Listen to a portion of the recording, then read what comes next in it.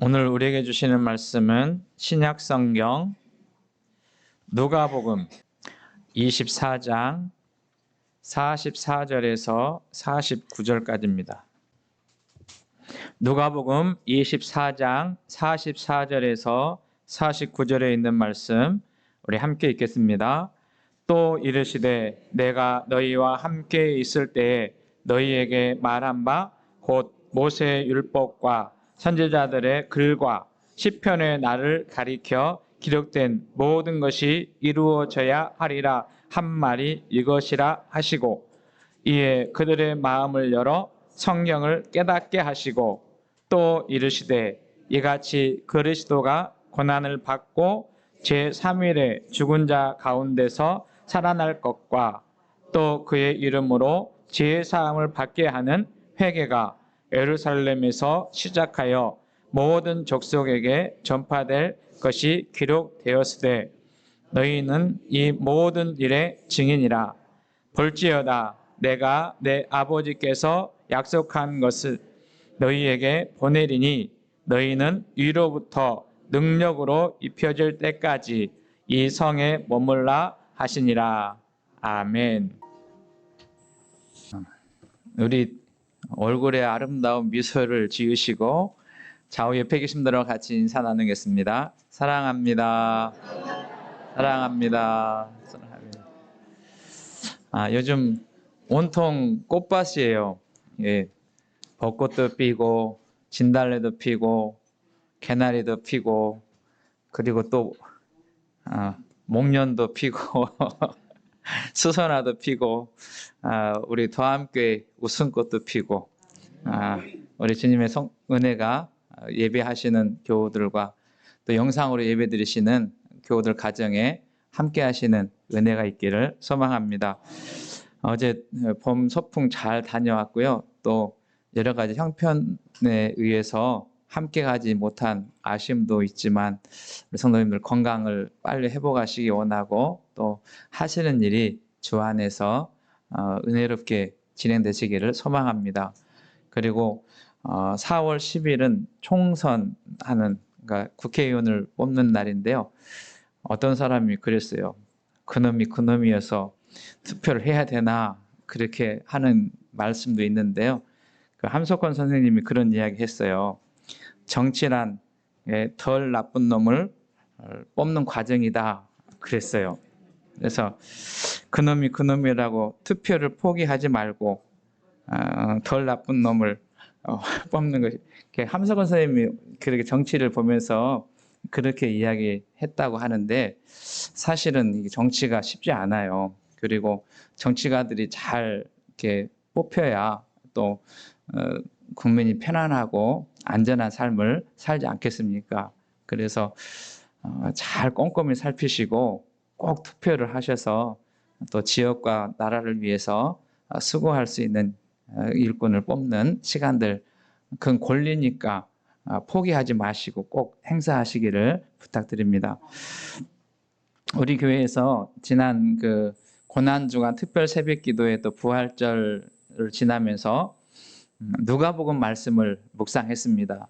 새벽에 또 주일날 누가복음 말씀을 묵상했는데 오늘 본문은 이제 마지막 부분이에요. 예수님께서 승천하시기 전에 제자들에게 이렇게 말씀하셨어요. 너희는 이 모든 일의 증인이라. 같이 한번 할까요? 너희는 이 모든 일의 증인이라. 다시 표현해보면 증인의 삶을 살아야 된다, 이렇게도 표현할 수 있는 말씀이 오늘 본문의 말씀입니다. 이 증인이라고 하는 그 단어의 의미는 뭐냐면 거짓 없이 진실만을 증언해야 된다. 다시 말하면 보고 들은 것을 증언하는 사람을 증인이다, 그렇게 말해요. 그런데 헬라어의 증인의 그 복수형은 어떤 의미가 있냐면 순교자라고 하는 의미가 있어요. 그러니까 그 보고 들은 것을 증언하는데 무엇을 하냐면 죽음을 각오하고 증언하는 그것을 증인이라 이렇게 말합니다. 실제로 예수님의 제자들은 예수님에 대해서 보고 듣고 또 경험한 것을 증언하다가 십자가에서 거꾸로 못 박혀 죽은 사람도 있고, 그리고 순교의 길을 목숨을 내어놓고 예수 그리스도가 부활하셨다, 예수 그리스도가 우리의 구주가 되신다라고 하는 것을 증언했던 것을 성경에 기록되어 있고 또 역사에 기록되어 있는 것을 보게 됩니다. 그래서 오늘 이 말씀을 좀 나누려고 하는데요. 여기서 말하는 너희는 누구냐? 당시는 예수님의 12제자를 가리키는데, 지금은 너희는 누구냐면 예수님을 구주로 믿는 우리들, 그러니까 예수 그리스도를 믿고 교회를 이룬 교회, 또 우리들이 너희에 해당하는 거예요. 그래서 그 말씀이 지금도 우리에게 전해지고 흐르고 있다라고 하는 것을 기억하시면서, 오늘 말씀이 조금 딱딱하기도 하고 또 교리와 그런 부분의 말씀이기 때문에 잘 이해하지 않을 수도 있지만 하여튼 쉽게 잘 풀어서 말씀을 드리려고 하니까 잘 기억하셨다가 우리 모두 각자 삶의 자리에서 예수님을 드러내는 증인의 삶을 살아갈 수 있기를 주님의 이름으로 축원합니다. 그러면 이 증인이라고 하는 말을 할 때 여기 본문에 보면 오늘 주제와 같은 말씀이 너희는 이 모든 일, 그러면 이 모든 일이 도대체 뭐냐라고 하는 거예요. 우리가 증인이 되려면 어떤 사실에 대해서 알아야 되지 않습니까? 그러니까 이 모든 일에 대해서 우리가 알아야 되는데 몇 가지를 본문 말씀을 통해서 또 복음서를 통해서 살펴볼 수 있는데, 첫 번째 이 모든 일은 무엇이냐면 예수님이 이 땅 가운데 오셨다. 그리고 오셔서 어떤 일을 하셨는가에 대한 증인을 해야 된다라는 것을 이야기합니다. 부활하신 예수님께서 제자들에게 이렇게 명령하시고 이제 승천하시게 되는데, 누가복음을 기록한 사람 누가고요. 누가복음의 후편은 사도행전이에요. 그래서 사도행전을 우리가 다음에 이제 읽어갈 텐데, 이 사도행전에서 누가는 이렇게 말합니다. 사도행전 1장 1절 2절에서 데오빌려여, 내가 먼저 쓴 글은 뭐냐면 누가복음을 가리켜요. 거기에서 예수께서 행하시며 가르치시기를 시작하신부터 그가 택하신 사도들에게 성령으로 명하시고 승천하신 날까지 이를 기록했습니다. 이렇게 표현해요. 그러니까 무슨 이야기냐면 예수님께서 이 땅 가운데 오시고, 그래서 세례자 요한은 예수님 이 땅에 오신 것을 이야기하면서 예수님을 가리켜서 보라, 세상 죄를 지고 가는 하나님의 어린 양이다, 이렇게 예수님에 대한 소개를 하고 있습니다. 그래서 그 예수님께서는 이 땅 가운데 오셔서 뭘 하시냐면 제일 먼저 하신 말씀이 회개하라, 천국에 가까웠다, 이렇게 말씀하세요. 그리고 이제 이 땅 가운데서 제자들을 부르시고 제자들과 함께 하셨던 일이 무엇이냐면, 이 땅 가운데서 병든 사람들을 고쳐주시고, 그러니까 병으로 신음하는 사람들을 치유하시고 회복의 은총을 허락하여 주시고, 귀신 들린 사람들에게 귀신을 내어 쫓으시고, 그리고 좌절하고 낙심한 사람들을 찾으셔서 위로하여 주시고 격려하시고 사랑으로 품어주시고, 그리고 가난하고 연약한 사람들의 벗이 되고 친구가 되어준 그런 일들을 대해서 증인이 돼야 되는 거예요. 그래서 이 예수님을 만난 사람은 어떤 삶을 사냐면 인생의 문제가 해결되고 고민이 치유되고 회복되는 그러한 역사가 있는 것이죠. 아마 성도님께서 이런 표현 보셨는지 모르겠어요. 인생의 방황은 예수님을 만나면 끝난다.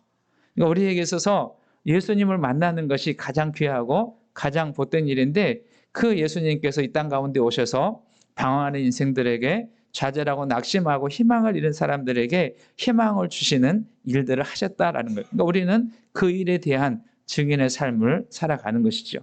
예수님은 그 일만 하신 게 아니에요. 예수님이 이 땅에 오신 궁극적인 목적은 뭐냐면 잃어버린 하나님의 나라를 찾아 회복하기 위해서 오셨어요. 그래서 하나님의 나라를 잃어버린 사람들에게 가르치시고 전하신 것이 뭐였냐면 하나님의 나라였어요. 그러니까 복음서를 읽어보면 예수님께서 병자를 고치신 것도, 귀신을 내어 쫓으신 것도, 그리고 기적을 행하신 일도 결국은 무엇을 소개하기 위함이었냐면 하나님의 나라를 소개하기 위하였어요. 그래서 예수님이 이 땅에 공생애 동안 하신 그 일에 대해서 예수님의 제자들은 증언을 해야 하는 것입니다. 여러분, 우리도 마찬가지. 우리도 이 땅을 살아가면서 내가 만난 예수님, 내가 경험한 예수님, 나의 삶에 찾아오셔서 우리의 소망이 되어주시고 위로자가 되어주시고 힘이 되어주시고 우리 삶을 회복해 하신 그 예수님을 증거하는 자의 삶을 살아가시는 우리 모두가 되시기를 소망합니다. 그리고 예수님은 그 나라를 모르는 사람들에게 전도하는 일을 하셨어요.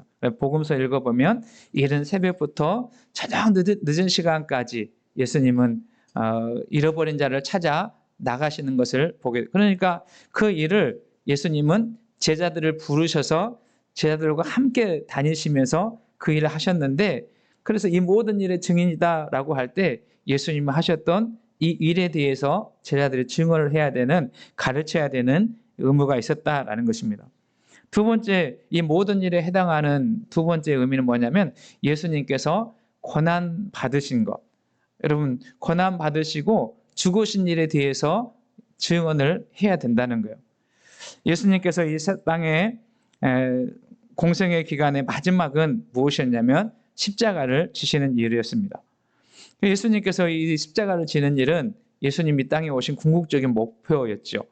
그래서 예수님은 인자가 온 것은 이렇게 말하면서 섬김을 받으려 함이 아니라 섬기려 하고, 그리고 많은 사람들을 위해서 화목제물 또는 대속물로 자신을 주기 위해서 오셨다, 그렇게 말씀하시지 않습니까?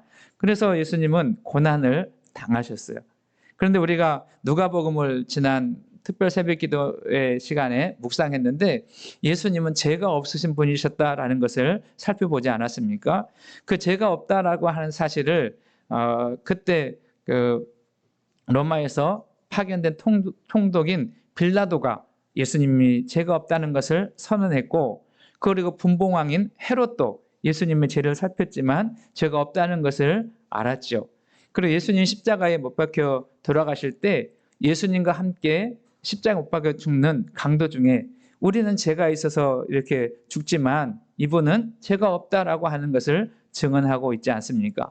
그리고 아리마대 사람 요셉이라고 하는 사람이, 그는 공의원이었지만 많은 사람들이 예수님을 정죄하지만 그가 죄가 없다는 것을 알고 그는 공회에 참여하지 않고 예수님이 죄가 없으신 분인 것을 증언하는 것을 우리가 보았지요. 근데 성경을 읽어보면 죄 없으신 예수님께서 오셔서 우리를 대신, 죄를 대신 지시고 십자가에 죽으심으로 우리의 죄가 용서받았다라고 하는, 그래서 로마서 3장 23절 말씀에 보면 모든 사람이 죄를 범하였음에 하나님의 영광에 이르지 못했다. 그리고 6장 23절에 보면 죄의 싹은 사망이다. 그러니까 우리가 예수님처럼 죽어야 될 그러한 죄인임에도 불구하고 예수님께서 우리를 대신해서 십자가를 지심으로 우리가 죄사함을 받게 되었다라는 것입니다. 그리고 그 증표로 성서의 휘장이 찢어지는, 그래서 하나님과 단절되고 막힌 담으로 해서 하나님께 가까이 갈 수 없는 우리들에게 하나님을 가까이 하고 하나님을 경외하며 예배하고 그리고 하나님과 연합할 수 있는 은혜를 허락해 주신 분이 누구시냐면 예수님이시다라는 것입니다. 그러니까 이 사실에 대해서 우리는 증언을 해야 될 그러한 의무가 있다는 거예요. 베드로 사도는 베드로전서 5장 1절에서 이렇게 이야기합니다. 같이 한번 읽어볼까요? 시작. 너희 중 장로들에게 권하노니 나와 함께 장로된 자요 그리스도의 고난의 증인이요 나타날 영광에 참여할 자니라. 그러니까 베드로는 함께 장로된 사람들에게, 다시 말하면 예수 그리스도를 믿고 주의 은혜 가운데 살아가는 사람들에게 그리스도의 고난의 뭐라고요? 증인이다라고 이야기하는 것을 보게 됩니다. 베드로 사도는 베드로 1장 19절에서도 흠 없고 점 없는 하나님의 양이신 예수님께서 우리를 위해서 보배로운 피를 흘려주셨기에 우리는 그 예수님으로 말미암아 우리가 의롭게 되었고 깨끗한 주의 자녀가 됐으며 형벌에서 십자가의 그 형벌을 예수님 당하신 것처럼 우리가 죽을 수밖에 없는 인생이지만 살게 되는 영생의 복을 누리게 되었다라고 이야기하는 것입니다. 저는 이 일이 우리들에게는 감사의 제목이 되시기 바라고 이 일이 우리 입술을 통해서 증언하는 일이 될 수 있기를 주님의 이름으로 축원합니다. 고난 받지 않으실 예수님께서 나를 위해서 고난 받으시고 나를 위해서 죽으셨다. 그 찬송가 중에 그런 찬양 있잖아요. 웬 말인가 날 위하여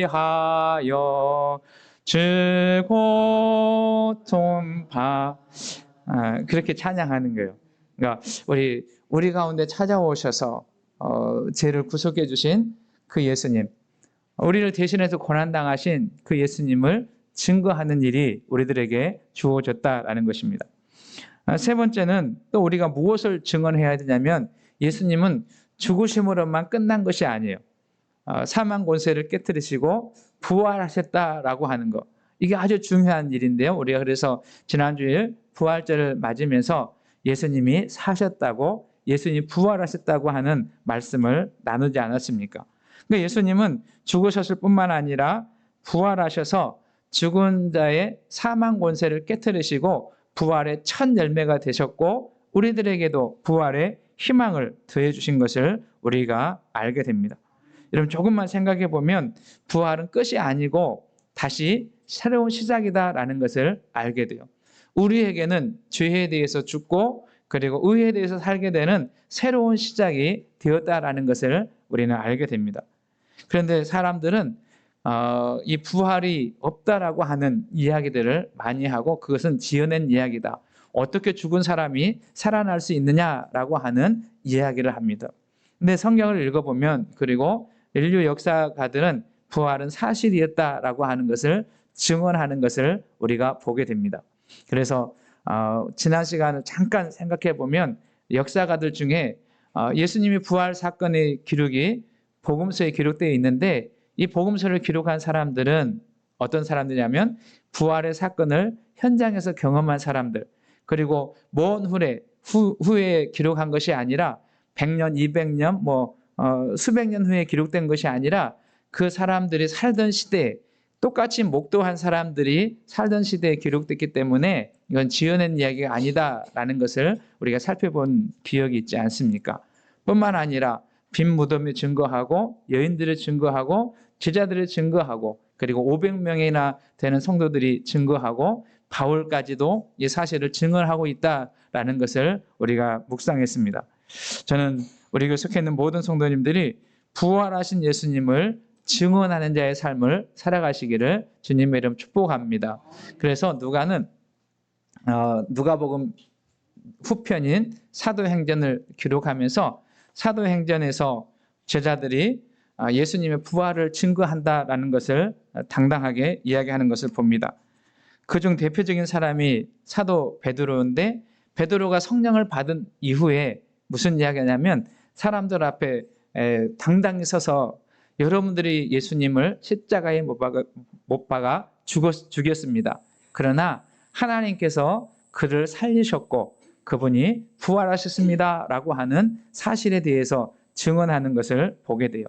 이 일로 인해서 박해가 있고 고난이 있었지만 여전히 사도들 통해서 부활의 사건들이 증거되는 것을 봅니다. 우리 한 절 읽어볼까요? 사도행전 1장 22절 말씀 같이 읽습니다. 시작. 항상 우리와 함께 다니던 사람 중에 하나를 세워 우리와 더불어 예수께서 부활하심을 증언한 사람이 되게 하여야 하리라 하거늘. 그러니까 제자들뿐만 아니라 그 가룟 유다를 대신해서 새로운 제자를 뽑을 때에도 무슨 이야기냐면 우리와 같이 다녔고 그리고 부활하심을 증언할 사람, 예수님이 죽으신 것으로 끝나는 것이 아니라 부활하셔서 우리 가운데 오셨고 그분이 승천하셨다라고 하는 이 사실을 증언할 사람을 뽑자 이렇게 하는 이야기를 우리가 보게 되는 것이죠.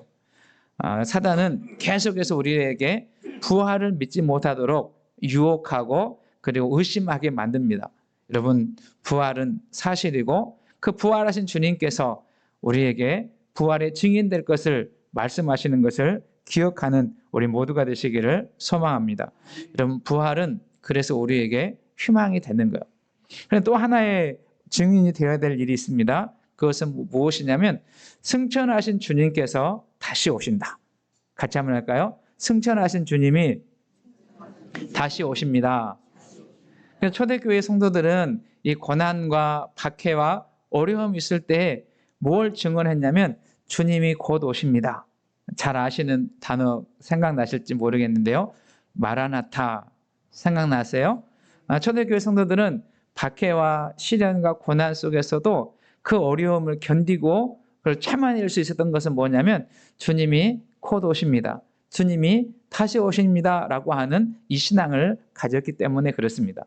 여러분 기억하십시오. 또 우리가 증언해야 될 이야기는 이 땅에 오신 예수님, 그리고 고난과 십자가에 죽으셨다가 부활하신 그 예수님뿐만 아니라 우리들이 증언해야 할 건 뭐냐면 주님이 곧 오십니다. 주님이 다시 오십니다 라고 하는 이 사실을 증언해야 된다라는 것입니다. 그런데 문제는 뭐냐면 그것이 믿어지지 않으면, 그 사실이 믿어지지 않으면 우리 증언할 수 없어요. 그래서 저는 우리 성도님들 가운데 예수님이 다시 오신다라고 하는 주님의 재림이 믿어지는 은혜가 있기 원하고, 그 주님 재림 앞에 우리 한 사람 한 사람이 선다라고 하는 그런 신앙의 삶을 살아가시는 은혜가 있기를 소망합니다. 그러면 어떻게 하냐면 우리는 순결한 자의 삶을 살고 구별된 자의 삶을 살고 거룩한 하나님의 백성의 삶을 살아갈 수 있게 돼요. 내가 언젠가 다시 오실 주님 앞에 서게 될 날을 기대하고 바라본다면 우리는 좀 더 주님 기뻐하시는 증인의 삶을 살 수 있게 되고, 그리고 주님께서 우리에게 요구하시는 그 말씀을 살아낼 줄로 믿습니다. 여러분 초대교회 성도들뿐만 아니라 우리의 믿음의 선배들도 주님이 다시 오신다고 하는 이 사실을 믿고 또 고백하고 그분을 기다렸던 것을 우리는 봅니다. 대표적인 사람 중에 한 분이 누구냐면 손양원 목사님이세요. 여러분 기억하시나요? 이분이 쓴 그 찬송 중에 주님 고대가라고 하는 찬양이 있어요.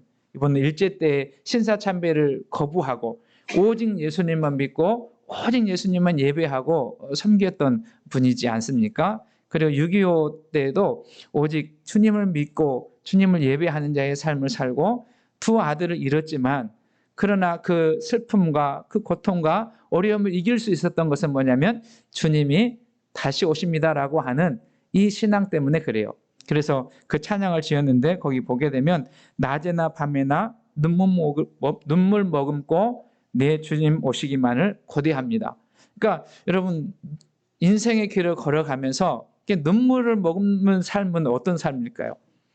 그 삶은 평탄한 삶이 아니에요.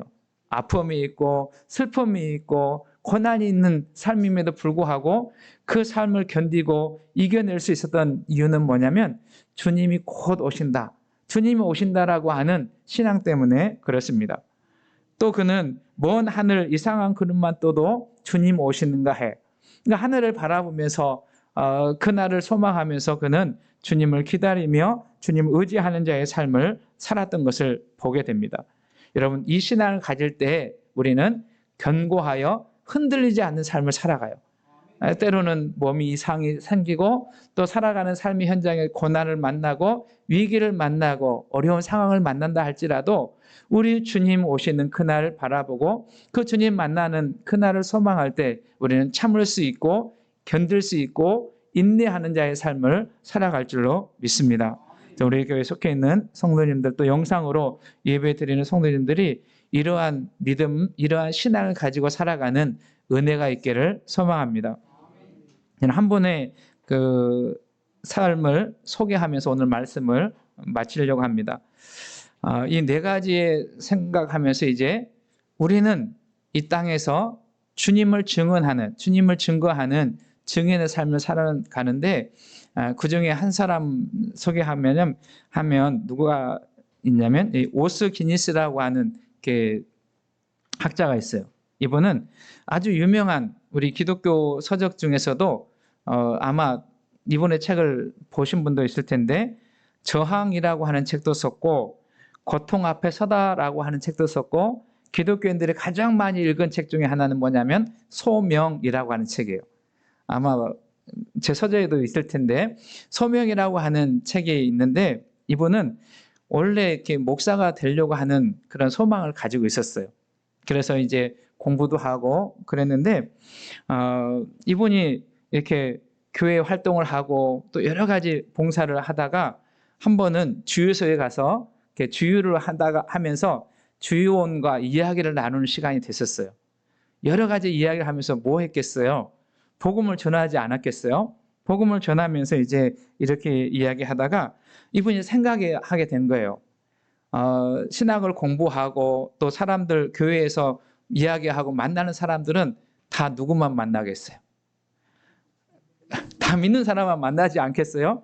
저도 마찬가지예요. 저도 교회에 이렇게 있으면 대부분 만나고 이야기하시는 분이 교인들, 믿는 성도들인 거예요. 그래서 이분이 그런 생각을 했어요. 내가 증인의 삶을, 예수 그리스도를 증거하는 증인의 소명을 가졌는데 내가 만나는 사람을 생각해 보니까 대부분 교인이고, 아마 교회 생활을, 신앙생활 오래 하신 분들은 그걸 더 느낄 거예요. 주변에 보면 거의 믿는 사람들 있지 않아요. 그래서 전도할 사람이 없다 그렇게 말하시는 분들도 있긴 해요. 이분이 그런 생각, 일주일 내내 만나는 사람 보니까 대부분 신앙을 가진 사람들 만나고, 그리고 믿지 않는 사람 만나는 일이 없으니 고민이 됐어요. 그래서 과감하게 그는 목회자의 길을 내려놓고 어떠하냐면 일반 성도의 삶을 살아갈 것을 생각하고, 그리고 저수를 하고 기독교를 변증하고, 그리고 만나는 사람에게 복음을 전하는 그런 사명을 감당하는 그런 그 책을 길어 쓰기도 했던 것입니다. 여러분 한번 생각해 보십시다. 여러분 우리는 목사이든지 아니면 일반 성도인지 우리에게는 예수 그리스도를 구주로 믿고 영접하고 그분의 은혜를 누리는 자의 삶을 살아요. 그런데 우리 모두에게 공의 주님께서 부탁하신 말씀이 뭐냐면 너희는 이 모든 일에 증인이라, 다른 말로 하면 증인이 되어라 라고 하는 그런 소명을 우리에게 주셨습니다. 그래서 우리는 뭘 해야 되냐면 교회에서뿐만 아니라 교회 밖에서 우리의 일상 가운데 오스기니스가 이야기하는 것처럼 우리가 만나는 사람들에게 우리 일상생활 속에서 예수 그리스도를 드러내는 증인의 삶을 살아야 합니다. 우리 더함교회 속해 있는 성도님들이 그러한 소명을 감당해낼 수 있기를 주의는 축복합니다. 4가지 일을 크게 정언해야 돼요. 예수님이 이 땅 가운데 오셔서 무슨 일을 하셨는지, 예수님 헐벗은 사람, 눈물 흘리는 사람, 아파하는 사람 찾아가셔서 격려하고 위로하신 그 일에 증인의 삶을 우리는 살아가야 돼요. 2번째, 예수님께 이 땅 가운데 오셔서 고난당하시고 십자가에 죽으신 일. 왜 죽으셨나? 죄가 없으신 주님께서 죄인된 우리를 살리기 위해서, 우리에게 영원한 생명을 주시기 위해서 오셨던 그 예수님의 고난과 죽으심을 증언해야 되고, 3번째, 예수님은 죽으신 것으로 끝나는 것이 아니라 부활하셔서 우리에게 희망을 주시고 첫 열매가 되신 그 예수님 증언해야 되고, 그 예수님 다시 오신다라고 하는 그 주님을 증언하면서 우리 모두 주님 오실 때까지 순결하고 거룩한 주님의 신부로 주님께서 기뻐하시는 자의 삶을 살아내는 우리 모두가 되시기를 주님의 이름으로 축원합니다. 주님께서 그 소명을 감당하는 그 길을 걸어가는 우리들을 도와주실 줄로 믿습니다.